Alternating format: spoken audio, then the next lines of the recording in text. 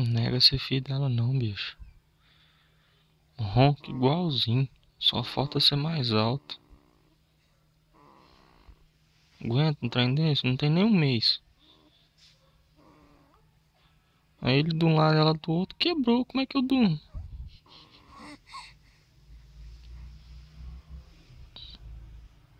Tô lascado mesmo.